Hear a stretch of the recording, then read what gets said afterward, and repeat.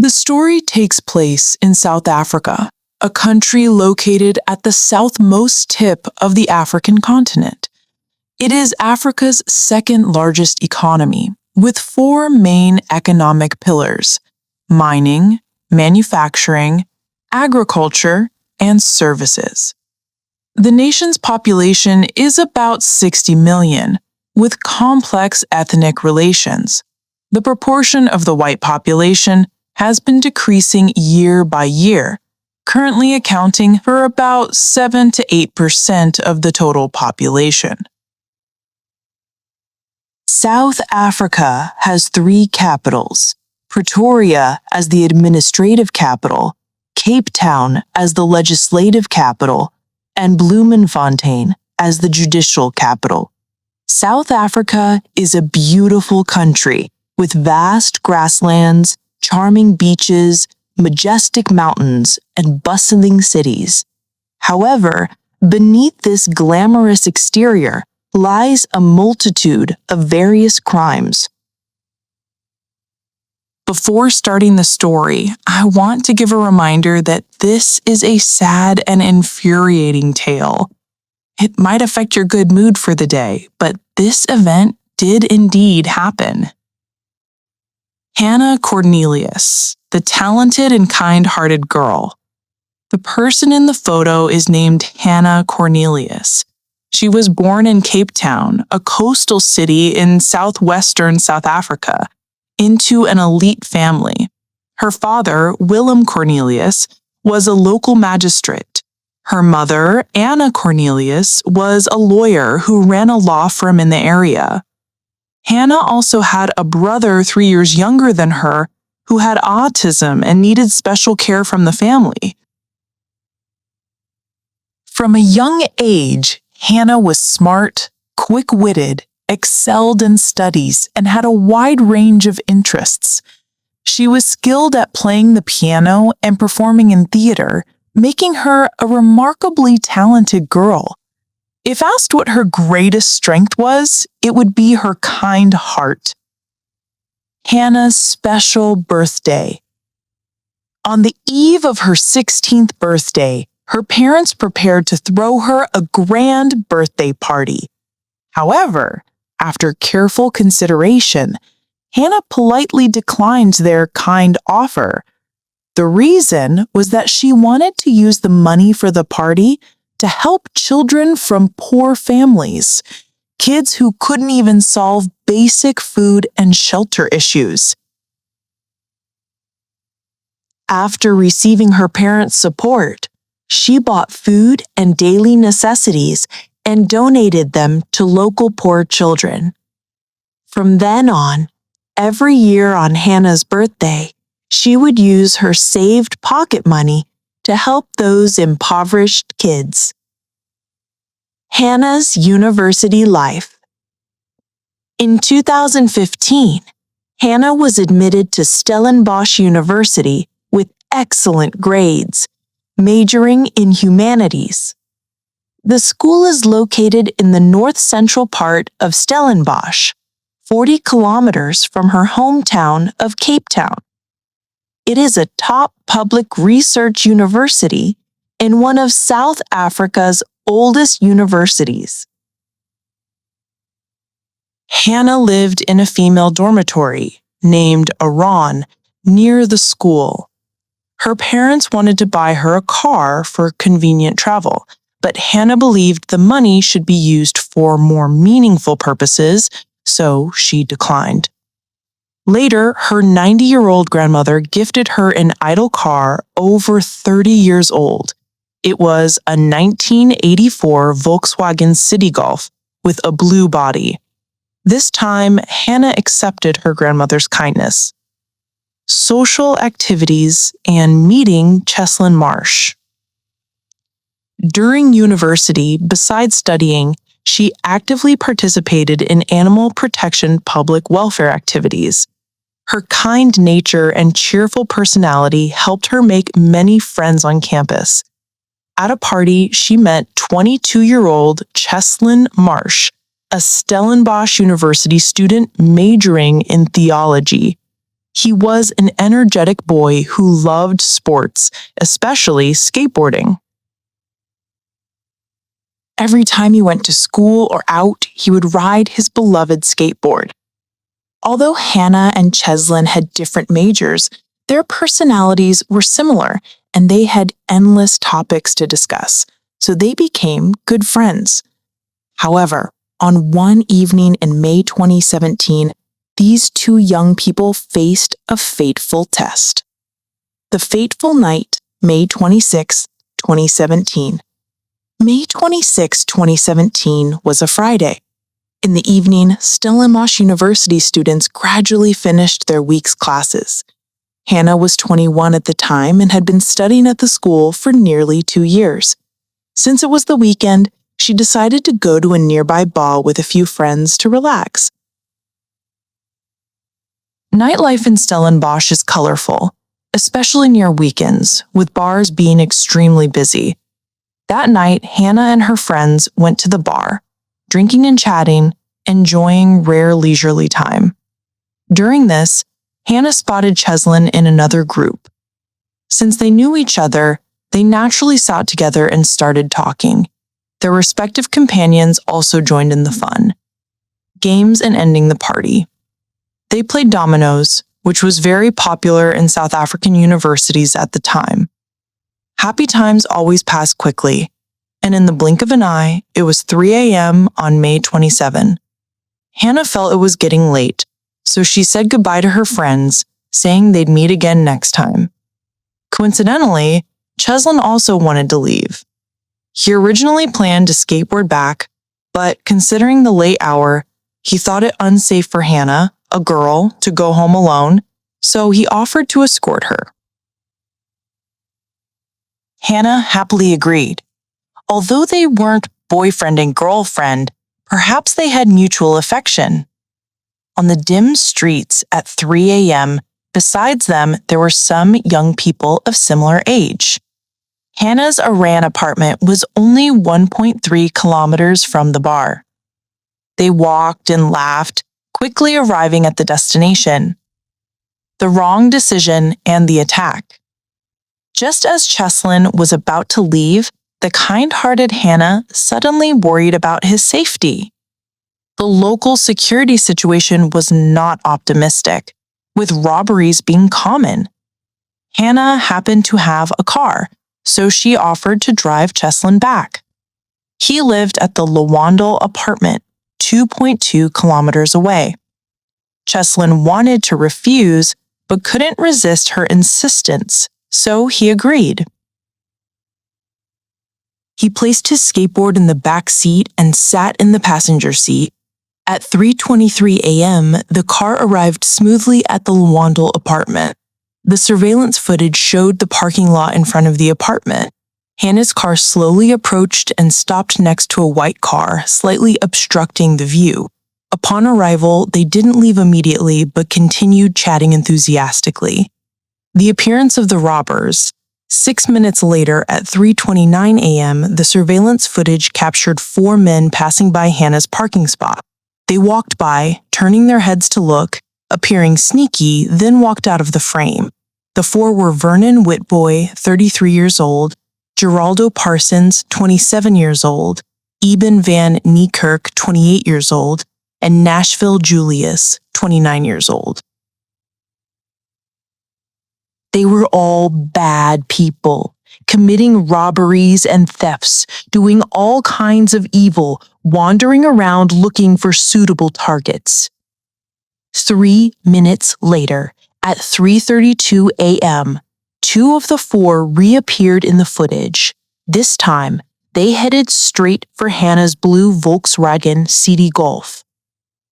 At that moment, the 2 in the car had no idea danger was approaching. They were sitting in the car without locking the doors and with the windows open.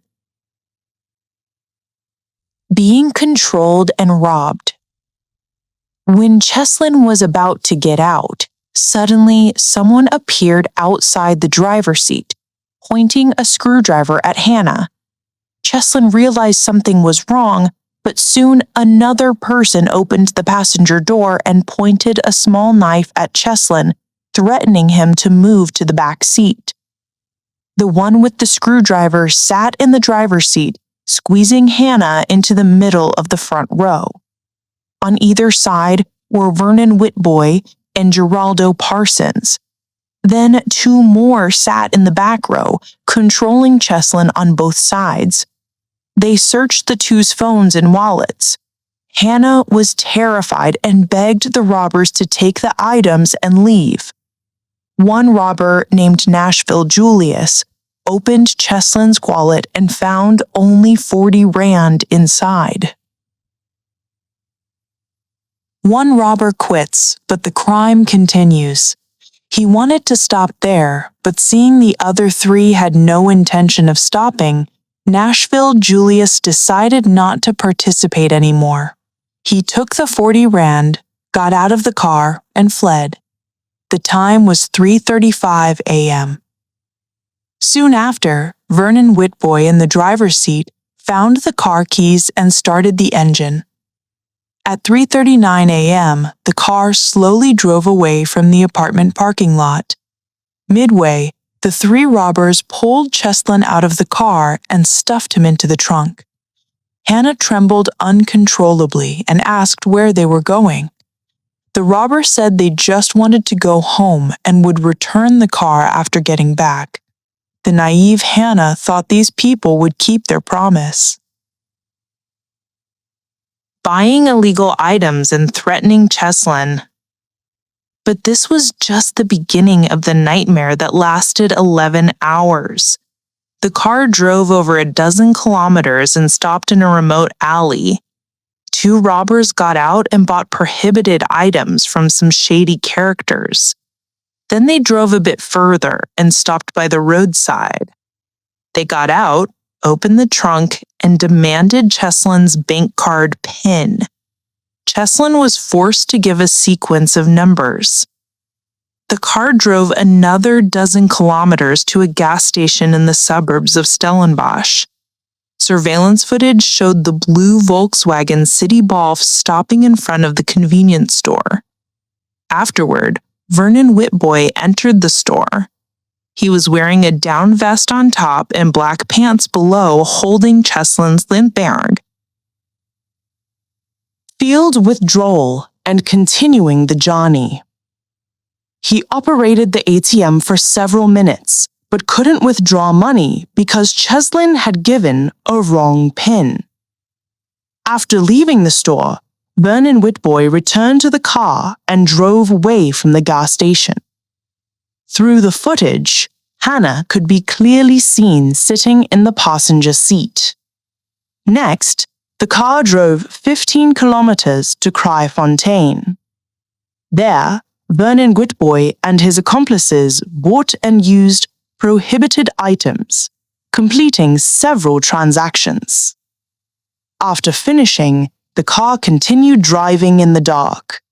Cheslin in the trunk was very restless, constantly kicking the trunk lid, trying to escape. Hannah seemed relatively quiet, without shouting. Attacking Cheslin and his miraculous survival. But the noise from the trunk angered the group. At 5:30 a.m., the car stopped in a desolate wilderness outside Kraaifontein. Hannah in the car was extremely scared and asked why they stopped the car there. The answer was to smoke a cigarette and rest. Vernon Whitboy and Geraldo Parsons got out, pulled Cheslin from the trunk, and dragged him to a nearby spot. They pushed Cheslin to the ground. Cheslin curled up, his body trembling uncontrollably, not knowing what he would face. The robbers seemed very angry, saying Cheslin had given a wrong PIN and toyed with them, so now he had to pay the price. Vernon Whitboy and Geraldo Parsons used bricks to smash Cheslin's head hard, leaving him there thinking he was dead. Cheslin survives and reports to police. By 10 a.m. in Kryfontaine, a couple was watching TV in their living room. Suddenly, a cry for help came from outside. The couple was surprised and opened the living room window to look out. They saw a young man with a face full of wounds appearing before them. The couple was scared, thinking he was a local gang member who had just been in a conflict, and demanded he leave immediately. This young man was none other than Cheslin. His head was severely injured, but miraculously he survived, with a clear mind. He stumbled along, trying to seek help from nearby residents. Hannah is discovered and confirmed. After seeing the couple, he insisted they call the police. The couple realized the seriousness and dialed the police. When police arrived, they took Cheslin to the hospital. Examination showed a broken arm, severe head injury, and permanent hearing loss in his left ear. He told the police everything about the previous night's ordeal and urged them to rescue Hannah quickly. In fact, over an hour earlier, 2 well pump technicians in a Stellenbosch vineyard discovered a young woman with no signs of life. Police quickly arrived. The woman's face was disfigured, unrecognizable. Further crimes by the robbers. She had bruises on her legs and arms, severe blunt trauma to the head, 2 stab wounds on the neck, and had been assaulted before death. Based on clues from Cheslin, police compared DNA and confirmed the victim was 21-year-old Hannah Cornelius. Clearly, another heinous criminal case had occurred locally. Rewinding a bit earlier, after killing Hannah, the robbers didn't stop their crimes. At 8:30 a.m., they drove Hannah's car from Stellenbosch to Kryfontaine and targeted a 32-year-old female office worker. She was walking to work when the car blocked her path. Then Vernon Whitboy and Eben van Niekerk got out, pushed her down, robbed her phone, wallet, and bank card, and fled. More robberies and successful withdrawal. A few hours later, they arrived in the town of Quills River, 9 kilometers south of Kryfontaine. Here, they robbed another woman and forced her into the car. At 1:12 p.m., the surveillance camera at a Brackenfell gas station captured the blue Volkswagen City Golf. The kidnapped woman was sitting in the back seat. Afterward, the ringleader, Vernon Whitboy, got out and appeared in the footage. His clothing was different from the morning, changed to beige pants. Then he entered the convenience store, just like before, holding the newly robbed bank card and operating the ATM. This time, the PIN was correct, and he successfully withdrew 3,000 rand. Capturing the robbers. After succeeding, they leisurely walked out of the store and drove away. The kidnapped woman had given the correct PIN and luckily preserved her life, being abandoned on a rural road. Afterward, the 3 drove back to Stellenbosch and divided the 3,000 rand. Eben van Niekerk took 1,000 rand and got out. The remaining 2 continued driving around nearby, planning to sell the City Golf. But at this point, the car's license plate was already on the police's wanted list. At 1:30 p.m., a plainclothes officer patrolling the wine-producing area near Stellenbosch spotted Hannah's blue Volkswagen City Golf with 2 people inside. The chase and arrest. To avoid alerting them, the officer called for backup and followed alone in his car. Soon another police vehicle arrived. The City Golf noticed it was being followed and began fleeing frantically. The police chase lasted a full half hour. The 2 in the City Golf were blocked near a farm gate. The car crashed into the farm. The farm gate's surveillance recorded this. The one in a green top and black pants was the plainclothes officer. The 2 fled desperately, one even jumping into a river, but it was futile. Finally, police arrested Vernon Whitboy and Geraldo Parsons. Confessions and arresting more accomplices. After being caught, Vernon Whitboy and Geraldine Parsons happily gave up the names of the other two accomplices. Later that evening, Ebon von Niekirk and Nashville Julius were also arrested by police. From the time Hannah and Cheslin were kidnapped at the apartment to all four suspects being caught, only over a dozen hours had passed. But during that time, they robbed 4 people, killed 1, and nearly killed Cheslin. In police questioning, they admitted to carjacking and kidnapping, but denied murder and assault. Without exception, they shifted all blame to the other 3 besides themselves. Crime details from confessions. That night, Vernon Whitboy craved prohibited items but had no money, so he sought his friends Geraldo Parsons and Eben van Niekirk. The 3 discussed going out to make money. On the way, they met friend Nashville Julius, who joined. The 4 arrived near the Lawandley apartment and spotted a blue Volkswagen City Golf with lights on inside.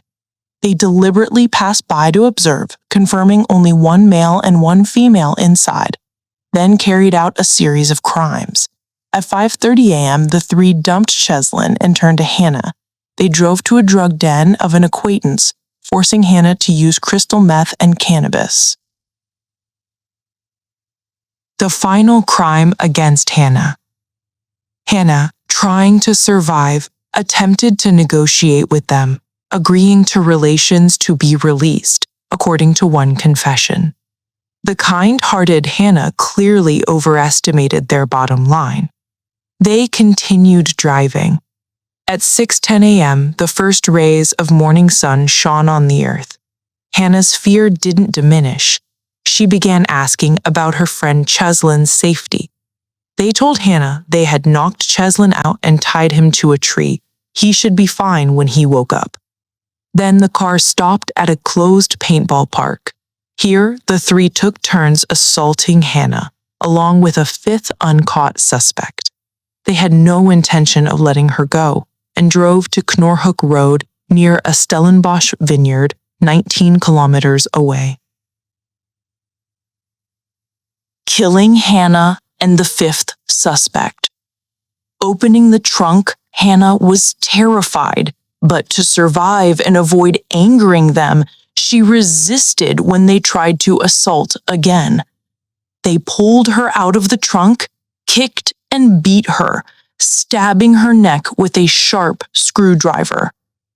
Then they found a 37-kilogram stone, 82 pounds, used to cover a well, lifted it together, and smashed it hard on Hannah's head twice while holding her down. Notably, during the investigation, police discovered a 5th suspect named Caffergy, a nickname, who joined in the assault at the paintball park. According to the 4 suspects' statements, this person joined midway, but regarding specific crimes this person participated in, the statements were clearly inconsistent. The 5th suspect, real or imagined. It seemed they couldn't or wouldn't reveal this person's specific identity. Police ultimately couldn't find this 5th suspect.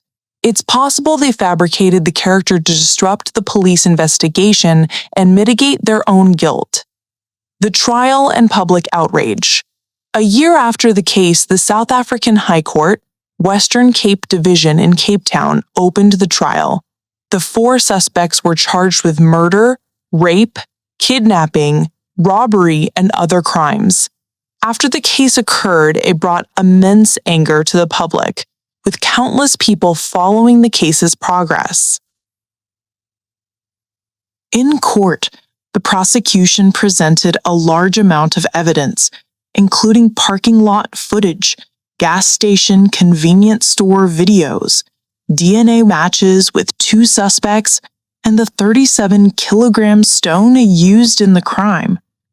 During the review process, the 4 defendants showed no remorse, chatting and joking with those around them, expressing love to their girlfriends in the audience with a nonchalant attitude. Apology letter and verdict.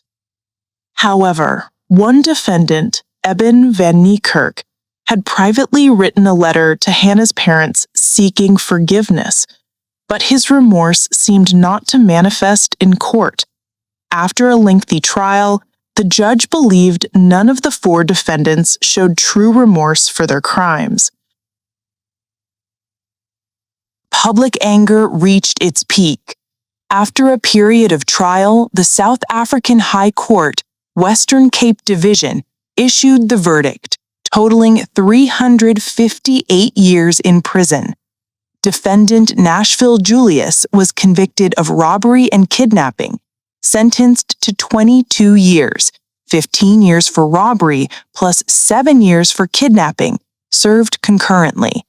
Defendants Vernon Whitboy, Geraldo Parsons, and Eben van Niekerk were convicted of murder, rape, and other crimes, sentenced to life imprisonment, life for murder and rape, plus other terms, South Africa's highest penalty. Reactions after the verdict. When the judge finished reading the judgment, the audience could no longer suppress their emotions, bursting into enthusiastic applause and cheers. However, the defendants seemed prepared for the outcome, appearing indifferent. Facing media cameras, they smiled and gave thumbs up to reporters. Geraldo Parsons even made a funny face at the audience. This was blatant contempt of the law, but they dared to do so because they knew South Africa has no death penalty. Under South African law, life imprisonment must be considered for parole after 25 years, or after the minimum term for lesser crimes. Hannah's legacy.